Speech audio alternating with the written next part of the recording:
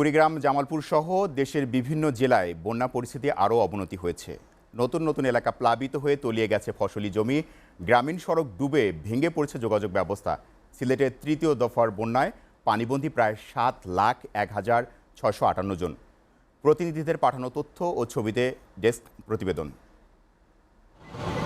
কুড়িগ্রামে টানা বৃষ্টি ও পাহাড়ি ঢলে ব্রহ্মপুত্র ধরলার পানি বিপদসীমার উপর দিয়ে প্রবাহিত হচ্ছে। প্লাবিত হয়েছে নাগেশ্বরী, রৌমারী, রাজীবপুর, চিলমারী, ভুরঙ্গমারী, উলিপুর, ফুলবাড়ি, রাজারহাট ও সদর উপজেলার নদ নদী তীরবর্তী চরদ্বীপ ও নিম্নাঞ্চল।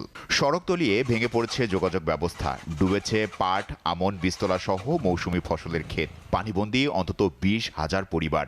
শিমুলবাড়ি পয়েন্টে ধরলার পানি 12 সেন্টিমিটার, সিলমারি পয়েন্টে ব্রহ্মপুত্রের পানি 1 সেন্টিমিটার এবং নুনখাওয়া পয়েন্টে 12 সেন্টিমিটার উপর দিয়ে প্রবাহিত হচ্ছে। গরু ছাগল ধরে আমরা খুব বিপদে আছি।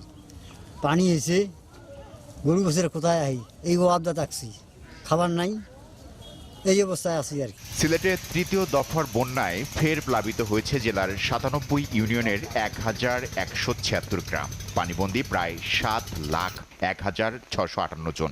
সিলেট জেলা প্রশাসনের প্রতিবেদনে বলা হয়েছে, পাহাড়ি ঢল ও অতিবৃষ্টিতে সৃষ্ট বন্যায় সিলেটের সব উপজেলা আক্রান্ত হয়েছে।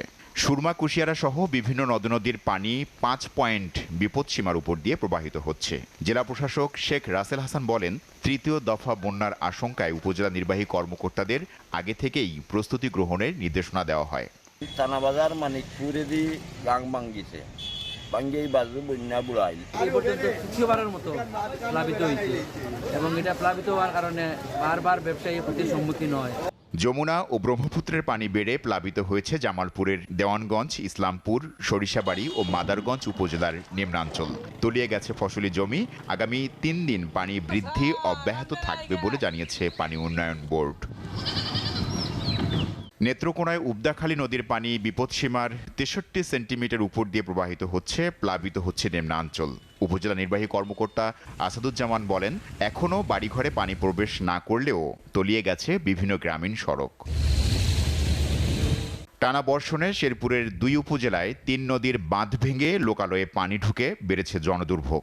ভেঙে যাওয়া বাঁধ মেরামতে কাজ শুরু করেছে পানি উন্নয়ন বোর্ড। প্রবল মৌসুমী বায়ুর প্রভাবে পটুয়াখালীতে গত 1 সপ্তাহ ধরে ভারী বৃষ্টি হচ্ছে। গত 24 ঘন্টায় জেলার কলাপাড়া উপজেলায় 69 মিলিমিটার বৃষ্টিপাত রেকর্ড করেছে খেপুপাড়া আবহাওয়া অফিস। জনজীবনে বেড়েছে ভোগান্তি, বিভিন্ন স্থানে সৃষ্টি হয়েছে জলাবদ্ধতা, ভেসে গেছে অসংখ্য মাছের ঘের। SATV news desk.